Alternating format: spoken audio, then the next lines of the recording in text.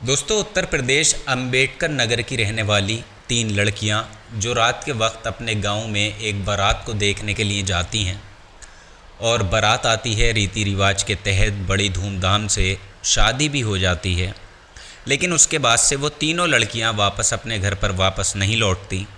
लेकिन जैसे ही सुबह होती है अगले दिन करीब 1 बजे के आसपास पुलिस इन तीनों लड़कियों के घर पे पहुंचती है और फिर इन तीनों को गिरफ्तार करके थाने में लेकर आ जाती है। दोस्तों, दरअसल इन तीनों लड़कियों के ऊपर 2 लड़कों की हत्या करने का आरोप होता है।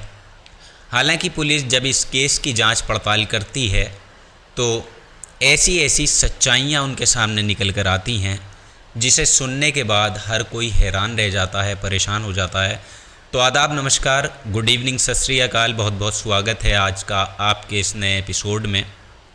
दोस्तों, आज की जो सच्ची घटना मैं आपके सामने रखने वाला हूँ, ये घटना है उत्तर प्रदेश के अंबेडकर नगर की। और अंबेडकर नगर का एक गांव आता है भूरा, और इसी भूरा गांव के रहने वाले राम किशोर राजभर। और तारीख़ थी 20 मई 2025, रात का वक्त था। दरअसल राम किशोर की बेटी की बारात आती है, शादी बड़ी धूमधाम से होती है। और अगली सुबह जब बारात अपने घर के लिए लौटती है तो देखते हैं कि गांव के बाहर जो प्राइमरी स्कूल था, दरअसल प्राइमरी स्कूल का जो बाउंड्री थी, बाउंड्री के अंदर एक पेड़ से लटका हुआ था एक लड़के की डेड बॉडी। हालांकि कुछ बाराती जब उसके नज़दीक जाते हैं तब वो देखते हैं कि जो लड़के की डेड बॉडी है वहाँ पर लटकी हुई है, उसके पैर के नीचे ही एक और लड़के की दूसरी डेड बॉडी थी पड़ी हुई, और दोनों की उम्र लगभग 20-22 साल। हालांकि बाराती जब इन दोनों लड़कों की डेड बॉडी को देखते हैं उनकी पहचान नहीं कर पाते हैं, और जब चीखना चिल्लाना शुरू करते हैं तो इस बात की जानकारी जब गांव के लोगों को मालूम चलता है, धीरे धीरे वहां पे गांव के लोग इकट्ठा हो जाते हैं। और तब इस बात की जानकारी फ़ौरन पुलिस को दी जाती है। और इधर जैसे ही अहरोलिया थाने पुलिस को खबर मिलती है, पुलिस फ़ौरन ही मौके पर पहुंचती है और दोनों ही डेड बॉडीज़ को नीचे उतारती है। हालांकि पुलिस जब दोनों की डेड बॉडी को चेक करती है तो मालूम चलता है कि दोनों के शरीर पर कोई भी चोट या किसी भी तरह का कोई ज़ख़म का निशान नहीं था। पुलिस जब इन दोनों लड़कों की डेड बॉडी के बारे में वहाँ पे मौजूद लोगों से पूछताछ करती है, पता करती है, तो उसमें से कुछ लोग दोनों ही लड़कों की पहचान भी कर लेते हैं और पुलिस वालों से कहते हैं कि साहब, ये दोनों लड़के जो ज़िला गाज़ीपुर के छतरपुर गांव हैं वहाँ के ये रहने वाले हैं, और अक्सर हमारे गांव में दुर्गा पूजा में डांस करने के लिए ये आते थे, जिसमें से एक का नाम है प्रिंस कुशवाहा और दूसरे का नाम है मुकेश पासवान। हालांकि दोनों ही डेड बॉडी की जब शनाख्त हो जाती है उसके बाद से पुलिस डेड बॉडी को अपने कब्ज़े में लेने के बाद पोस्टमार्टम के लिए भेज देती है।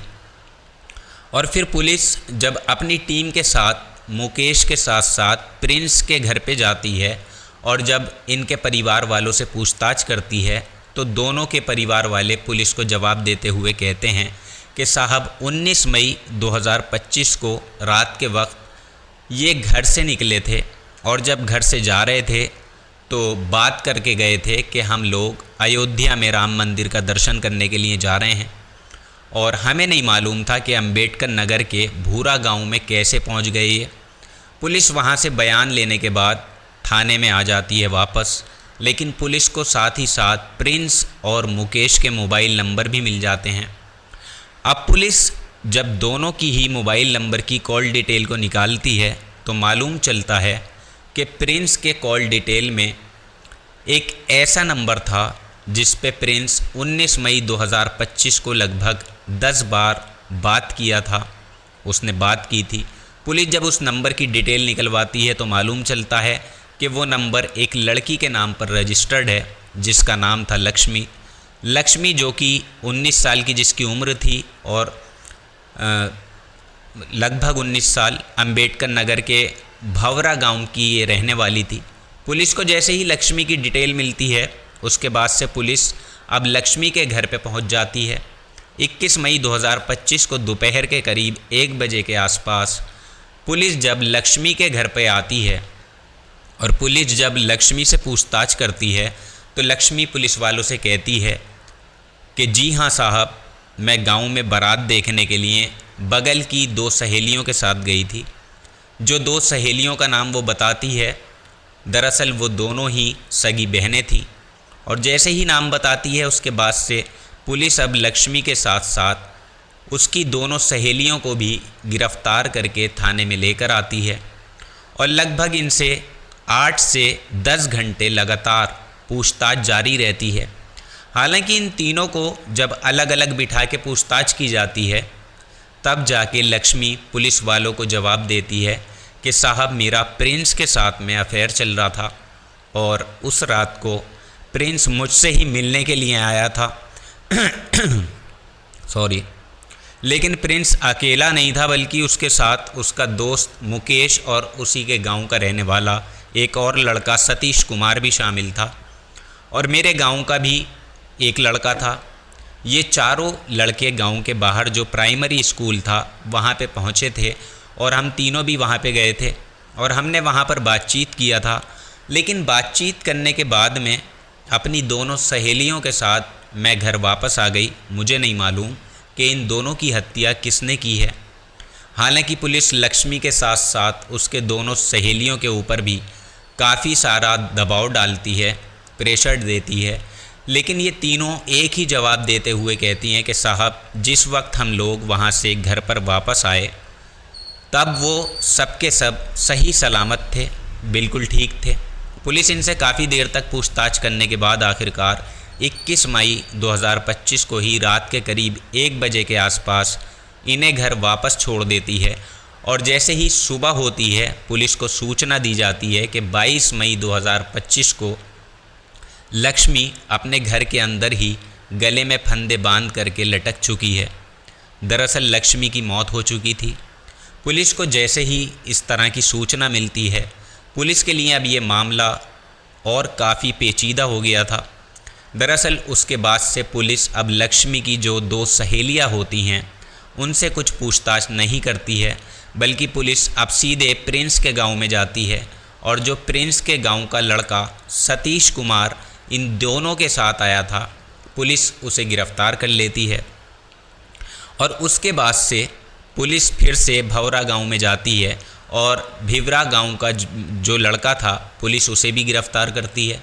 पुलिस जब इन दोनों को गिरफ़्तार करके थाने में लेकर आती है और जब सतीश कुमार से प्रिंस और मुकेश की हत्या के बारे में पूछताछ की जाती है तो आखिरकार सतीश कुमार अपनी सच्चाई कबूल कर लेता है। लेकिन सतीश पूरी कहानी पुलिस को नहीं बताता और किस वजह से इन दोनों ने मिलकर के मुकेश और प्रिंस की हत्या की थी ये छुपाता है वो। सतीश इतना ज़रूर बताता है कि वो तीनों लड़कियां गांव के बाहर प्राइमरी स्कूल में आई थीं और हम लोगों की वहां पर मुलाकात हुई थी। प्रिंस जो कि लक्ष्मी से प्यार किया करता था, काफ़ी देर तक बातचीत करने के बाद वो तीनों लड़कियां वहां से वापस चली गईं और उसके बाद से हम चारों के बीच में झगड़ा तकरार शुरू हो गया। सबसे पहले हम तीनों लोगों ने मिल कर के प्रिंस की गला दबाकर हत्या कर दी और प्रिंस की जब मौत हो गई उसके बाद से हमने मुकेश का भी गला दबाकर उसे भी मार दिया।